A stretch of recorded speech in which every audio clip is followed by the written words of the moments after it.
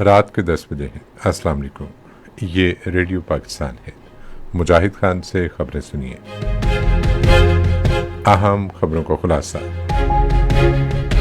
وزیر اعظم نے کہا ہے کہ پاکستان کی معیشت کو بحال کرنے میں زرعی شعبہ انقلابی تبدیلی لانے کی بھرپور صلاحیت رکھتا ہے۔ نائب وزیر اعظم نے علاقائی تعاون اور ترقی کو فروغ دینے میں شنگھائی تعاون تنظیم کے مسلسل کردار پر اعتماد کا اظہار کیا ہے۔ بلوچستان میں سیکیورٹی فورسز کی کارروائی میں بھارتی حمایت یافتہ 14 دہشت گرد ہلاک ہو گئے۔ ڈائمنڈ جوبلی انٹرنیشنل فٹ بال ٹورنامنٹ کا فائنل پاکستان اور افغانستان کے درمیان کل مالدیپ میں کھیلا جائے گا۔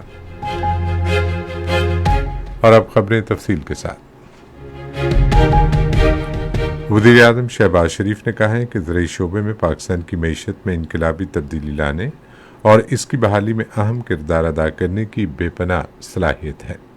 وہ آج اسلام آباد میں زرعی شعبے سے تعلق رکھنے والے متعلقہ فریقوں کے ایک وفد کے اجلاس سے خطاب کر رہے تھے، جو مالی سال 2026-27 کے وفاقی بجٹ سے قبل ان کی رائے حاصل کرنے کے لیے منعقد کیا گیا تھا۔ وزیر اعظم نے کہا کہ پاکستان زرعی تحقیقاتی کونسل کو Chinese academy of agricultural sciences کے ساتھ مل کر زرعی تحقیق اور اختراعات کو تیز کرنے کے لیے جدید بنایا جا رہا ہے۔ انہوں نے پائیدار زرعی ترقی اور اصلاحات کے ایجنڈے کو آگے بڑھانے کے لیے ملک بھر کے ماہرین اور متعلقہ شراکت داروں پر مشتمل ایک کمیٹی تشکیل دینے کی ہدایت کی۔ وزیر اعظم شہباز شریف نے ملک سے تب تک HIV اور ملیریا کے خاتمے کے لیے حکومت کے عزم کا اعادہ کیا ہے۔ وہ آج اسلام آباد میں گرانٹ مینجمنٹ ڈویژن کے سربراہ مارک ایڈنگٹن کی قیادت میں گلوبل فنڈ کے وفد سے بات چیت کر رہے تھے۔ وفد کا خیر مقدم کرتے ہوئے وزیر اعظم نے کہا کہ حکومت ان بیماریوں سے نمٹنے کے لیے ہر ممکن کوشش کر رہی ہے۔ نائب وزیر اعظم اور وزیر خارجہ اسحاق ڈار نے کہا ہے کہ شنگھائی تعاون تنظیم یوریشیا میں امن، سلامتی، اقتصادی رابطوں اور مشترکہ خوشحالی کے فروغ کے لیے ایک اہم پلیٹ فارم کے طور پر کام کر رہی ہے۔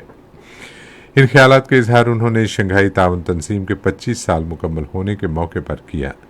نائب وزیر اعظم نے SCO کے رکن ممالک کے پاکستان میں تعینات سفیروں کے ہمراہ وزارت خارجہ میں SCO کی 25ویں سالگرہ کے موقع پر کیک کاٹنے کی تقریب میں شرکت کی۔ اسحاق ڈار نے علاقائی تعاون اور ترقی کو فروغ دینے میں تنظیم کے مسلسل کردار پر بھی اعتماد کا اظہار کیا۔ بلوچستان کے ضلع خضدار کے علاقے نال میں سیکیورٹی فورسز کی جانب سے خفیہ اطلاعات پر مبنی کارروائی میں 14 بھارتی حمایت یافتہ دہشت گرد ہلاک اور متعدد زخمی ہو گئے۔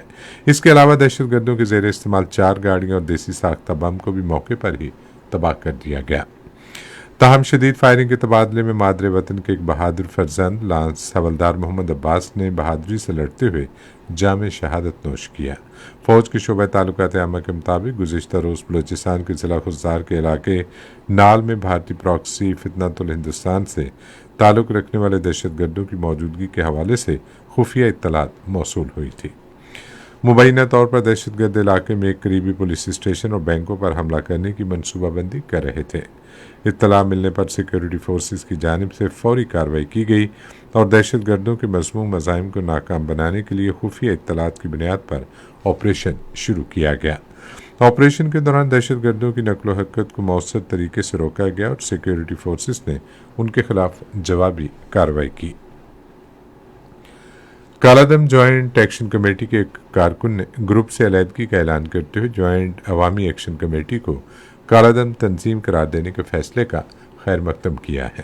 علیحدگی پسند کارکن نے پرتشدد واقعات کی مذمت کی اور کہا کہ یہ تحریک جو ابتدا میں بنیادی حقوق کے حصول کے نام پر شروع ہوئی تھی، اب پرتشدد سرگرمیوں کی طرف بڑھ گئی ہے۔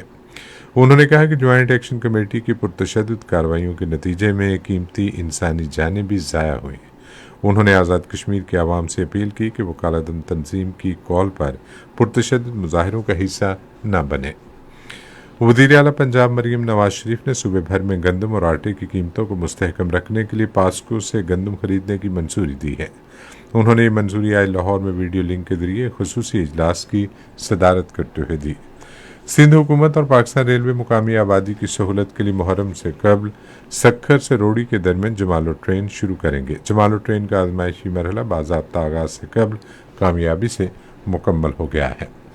ڈائمنڈ جوبلی انٹرنیشنل فٹ بال ٹورنامنٹ کا فائنل کل مالدیپ میں پاکستان اور افغانستان کے درمیان کھیلا جائے گا۔ اسی کے ساتھ خبریں ختم ہوئی۔ مزید خبروں اور تصویروں کے لیے آئیے ہماری ویب سائٹ پر، پتہ ہے radio.gov.pk، اور فیس بک کے link radio Pakistan news official پر براہ راست ویڈیو سٹریمنگ بھی ملاحظہ کیجیے۔